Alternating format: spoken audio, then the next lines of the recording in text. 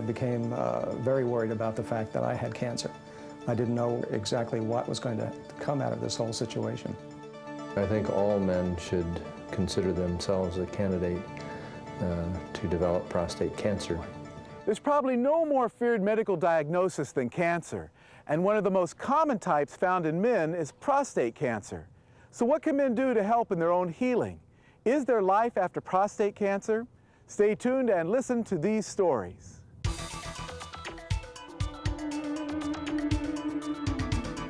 I had no idea that I had a problem. I was really scared.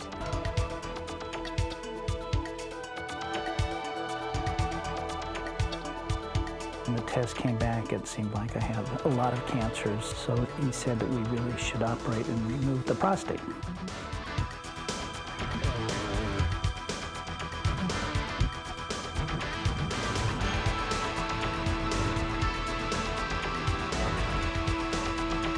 I became very worried about the fact that I had cancer.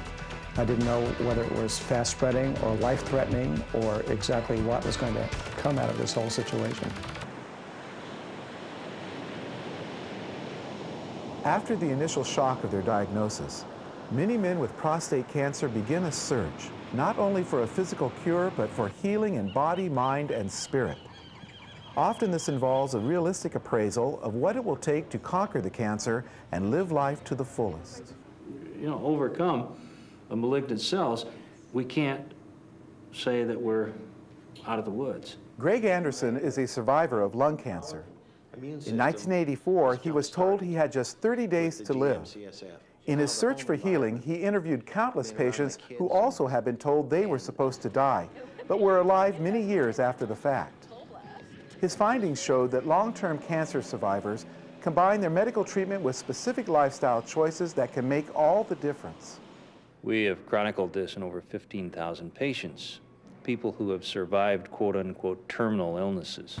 We put the pyramid in place to simply help people understand there are the physical dimensions that include conventional medical care, diet, exercise, the mental dimensions of positive beliefs, positive attitudes, typically is what you find survivors employing.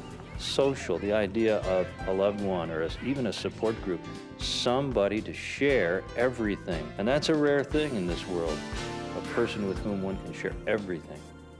And then the emotional component of well-being, very closely tied to mental and social, and essentially people who are able to begin to recognize their emotions and then choose positive ones. And this idea of vocational well-being, not about job, but it's about this sense of mission and purpose. And you'll find that survivor after survivor has this new call in their life to do and be something more. Then we anchor it all in this spiritual dimension, not religion, not creed or doctrine, but this idea of a living, breathing connection that people talk about. It's this holistic approach. I want everybody to understand and be aware of the implications of that. Mr. Anderson is quick to point out that while most of the cancer survivors he studied use a holistic approach for treating their disease, the overwhelming majority also undergo conventional medical treatments. 96+% of people in our studies who have survived cancer started and completed at least one course of traditional therapy. And clearly what we talk about is complementary, not alternative to conventional therapies. Dr. Richard Hall is a urologist and clinical assistant professor at the University of California, San Diego. He notes that testing a man's blood for the level of prostate-specific antigen, also known as a PSA test, has greatly increased the odds for surviving prostate cancer. The prostate-specific antigen test is a blood test. It measures a substance which is made by the prostate gland and is present in the blood. It is not necessarily a signal of prostate cancer. It can be elevated in men who have simple benign prostatic enlargement. It can be elevated in men who have a history of chronic prostatitis, and it can be elevated in men who have prostate cancer.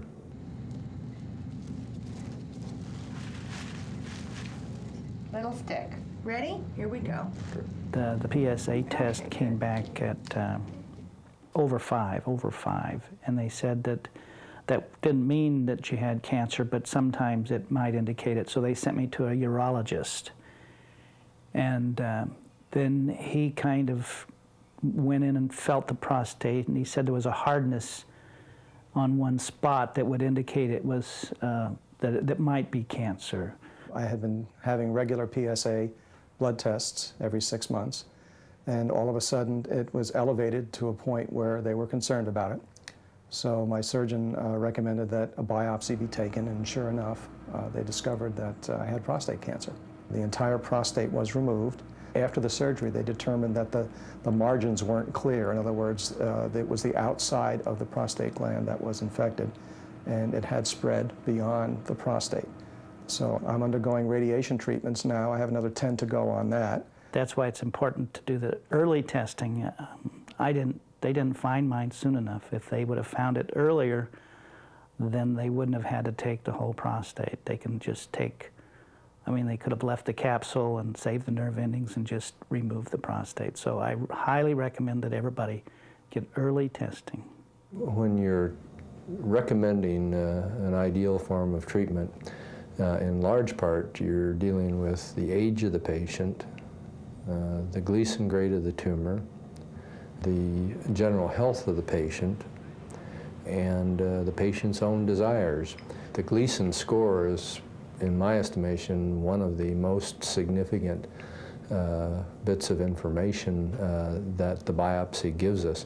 If you have a Gleason score of 7 or above, it is considered a moderate to poorly differentiated carcinoma of the prostate. If it's Gleason grade 4, 5, or 6, it's intermediate grade. If it's Gleason grade 2 or 3, it's a very low level of malignancy in most cases, but it does not always hold true. There are certainly many low Gleason score prostate carcinomas that can behave in a more aggressive fashion. And similarly, some of the higher grade Gleason grade carcinomas of the prostate do not always metastasize early. Dr. Hall encourages patients to learn as much as possible about prostate cancer in order to make an informed decision about treatment.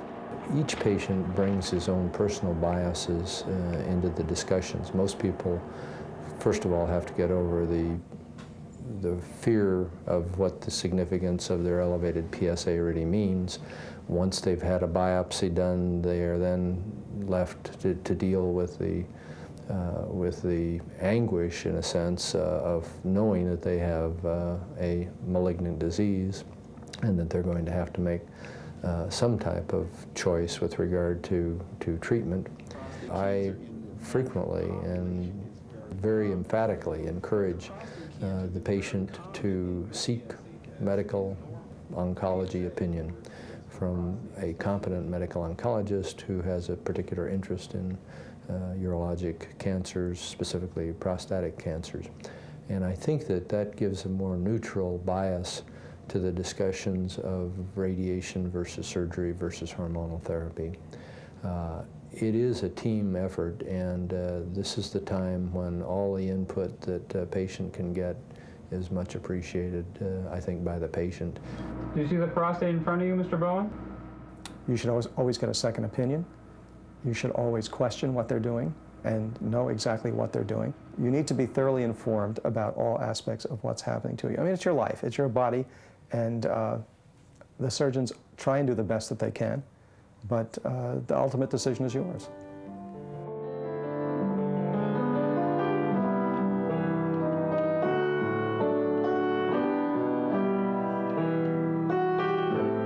The most important thing, I think, is to get all the information, and Nancy helped a great deal with that, looking into various types of treatments.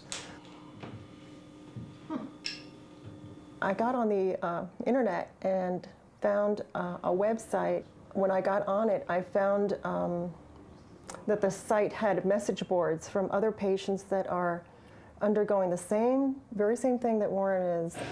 Had the singular honor of having prostate cancer. This happened a little over 2 years ago. Sharing with I other missed the prostate surgery. cancer survivors also makes a huge difference for a lot of men. I belong to the Barbershop Society, and in the Barbershop Society they were very supportive, but they all told me that everybody gets it, and I guess half of the guys in the society, or in my chapter, particular chapter, had had the prostate cancer surgery. Treating prostate cancer successfully often causes limited or permanent impotence. But new drugs are making it possible for many men to resume sexual relations after prostate cancer treatment. The nerve endings that cause an erection were removed, so I cannot have a natural erection. But they have medication that you can take, that there's actually a couple of medications, which apparently not all the doctors are telling their patients, because I've had some friends in the barbershop chapter who've talked to me about their problems, and I say, well, did you talk to the doctor about the Caverjet? What's Caverjet?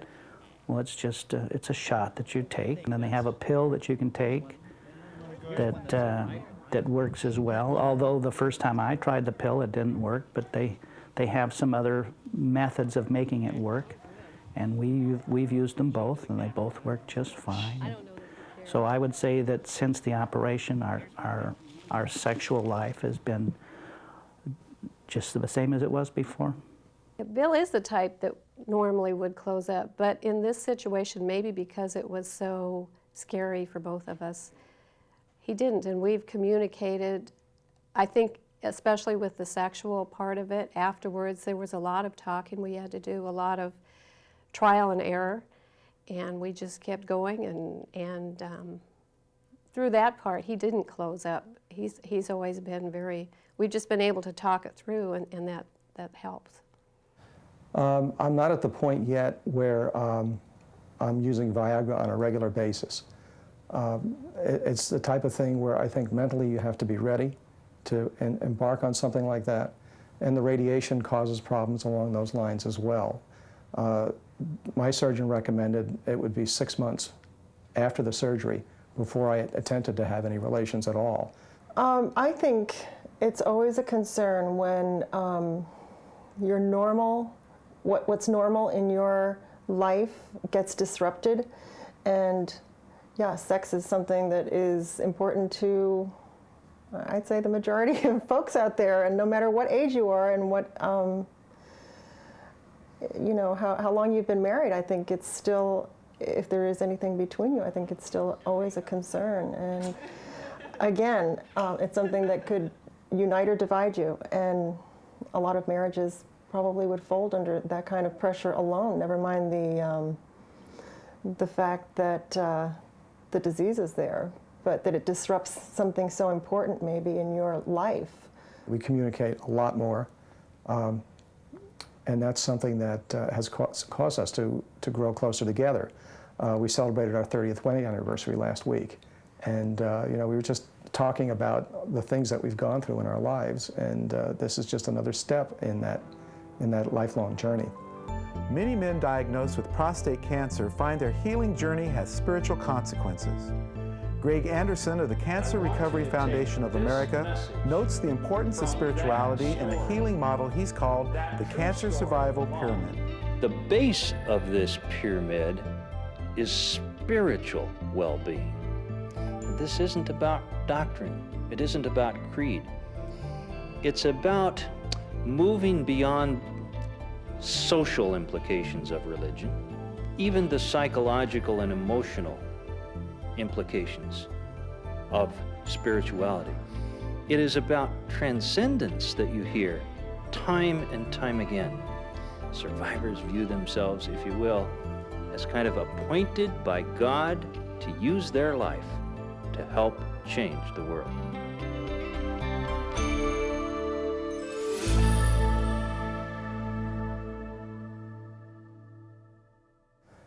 It gives you a sense of your mortality because you don't know how long. It causes you to want to live each day to the fullest and to you know, not do some of the things that my father may have done. For example, you know, work and work and work and work and work, and then when he gets to the age that he's supposed to be enjoying it, you can't do it anymore. So we're trying to do more things with in that line. Well, you know that these kinds of things that happen in your life really do test your faith, and it's the time that you start praying like nobody's business, because you just need all the help you can get. Even in times where you say, oh gosh, why is this happening to our family? Why us? We've led such a good life. I've gone to church. I've said my prayers, you know. But it's like that book, when bad things happen to good people, and we all get our measure, I think, of the bad and the good in life. And I think what you do with it after, when it's there, when it's presented to you, is what counts, and how you relate that to your faith. You have to have faith, and you have to believe that the old story that God never gives you anything that you can't deal with and that you can't handle. And you need to communicate with your pastor and with the people in the church that are part of your support group and part of your family. And I don't think that's something that you realize until something like this comes along, either a death in the family or a spouse or cancer or something that's life-threatening. And then all of a sudden this group kind of closes in around you and supports you. And it's amazing. It's a wonderful feeling. I was on their prayer list and had hundreds of cards from people in the church that were worried about me. That makes it a lot easier to deal with it. No, no, no, no, no, no. I wouldn't take nothing for my journey now. I gotta get me to heaven somehow. The old devil took me and tried to turn me around. I've been offered everything that's got a name, all the wealth untold, worldly fame. If I could still, I wouldn't take nothing for my journey now. Having been a Christian all my life, it's always been my natural way of reacting to stress or to bad things that appear to be happening is that it's in God's hands, and don't worry about it. Be positive, and just believe and act as though everything's going to work out for the best. The old devil took me and tried to turn me around. I've been offered everything that's got a name, all the wealth untold. I wanted to put it in God's hands, but I still worried. But through prayer and through working with pastors that I do, I just felt the peace. Even though I worried, I knew God was going to be there with me to get me through it, no matter what. I get the feeling His power. I say, praise the Lord, I wouldn't take nothing for my journey now. Oh, I wouldn't take nothing for my journey now. I think you have to trust God to do. He's not maybe always going to answer every prayer the way you want it to be, but the trust is there that He'll get you through no matter what happens. It's not the end of the world. Just keep your faith, put it in God's hands, and go on about your life.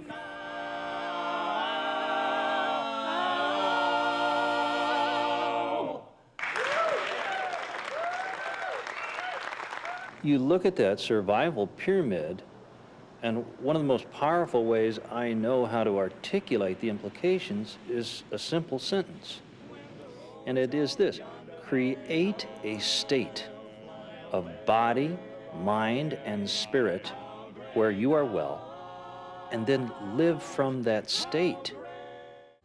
Medicine has made great strides in the treatment of prostate cancer. But prostate cancer survivors see their disease as more than a physical battle. Not content with just curing their disease, they employ all the emotional, social, and spiritual resources available to find wholeness and healing.